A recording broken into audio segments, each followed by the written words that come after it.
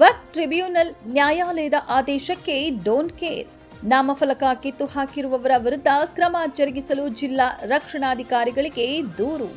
ಹೌದು ವೀಕ್ಷಕರೇ, ಚಿಂತಾಮಣಿ ತಾಲೂಕಿನ ಮುರುಕಮಲ್ಲ ಹೋಬಳಿಯ ನಂದಿಗಾನಹಳ್ಳಿ ಗ್ರಾಮ ಪಂಚಾಯಿತಿ ವ್ಯಾಪ್ತಿಗೆ ಬರುವ ನೇಮಕಾಯಲಹಳ್ಳಿ ಗ್ರಾಮದ ಹಜರತ್ ಸೈಯದ್ ಜಲಾಲ್ ಖಾಕಿ ಶಾ ಮೌಲಾ ಬಾಬಾ ದರ್ಗಾ ಸಮೀಪ ಕರ್ನಾಟಕ ರಾಜ್ಯ ವಕ್ಫ್ ಸೇರಿದ ಆಸ್ತಿ ಇದ್ದು ಅದರಲ್ಲಿ 2 ಕೊಠಡಿಗಳು ಇರುತ್ತೆ.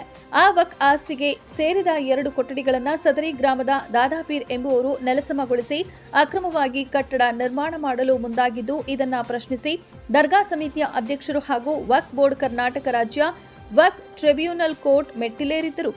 ಕರ್ನಾಟಕ ರಾಜ್ಯ ವಕ್ಫ್ ಟ್ರಿಬ್ಯುನಲ್ ಕೋರ್ಟ್ ಬೆಂಗಳೂರು ವಕ್ಫ್ ಬೋರ್ಡ್ ಪರ ತೀರ್ಪು ನೀಡಿ ತಡೆಯಾಜ್ಞೆ ಮಾಡಿ ಆದೇಶ ಹೊರಡಿಸಿತ್ತು. ಆ ಆದೇಶಕ್ಕೂ ಲೆಕ್ಕಿಸದೆ ಸದರಿ ಗ್ರಾಮದ ದಾದಾಪೀರ್ ಅವರು ಸದರಿ ಸ್ಥಳದಲ್ಲಿ ವಕ್ಫ್ ಮಂಡಳಿಯ ಬೋರ್ಡ್ ಕಿತ್ತು ಹಾಕಿ ಕಟ್ಟಡ ನಿರ್ಮಾಣ ಮಾಡಲು ಮುಂದಾದ ಕಾರಣ ಇವರುಗಳ ವಿರುದ್ಧ ಕಾನೂನು ರೀತಿಯಲ್ಲಿ ಕಠಿಣ ಕ್ರಮ ಜರುಗಿಸಬೇಕೆಂದು ಚಿಕ್ಕಬಳ್ಳಾಪುರ ಜಿಲ್ಲಾ ವಕ್ಫ್ ಬೋರ್ಡ್ ಜಿಲ್ಲಾ ರಕ್ಷಣಾಧಿಕಾರಿಗಳಿಗೆ ಲಿಖಿತ ಮೂಲಕ ದೂರನ್ನ ನೀಡಿದ್ದಾರೆ.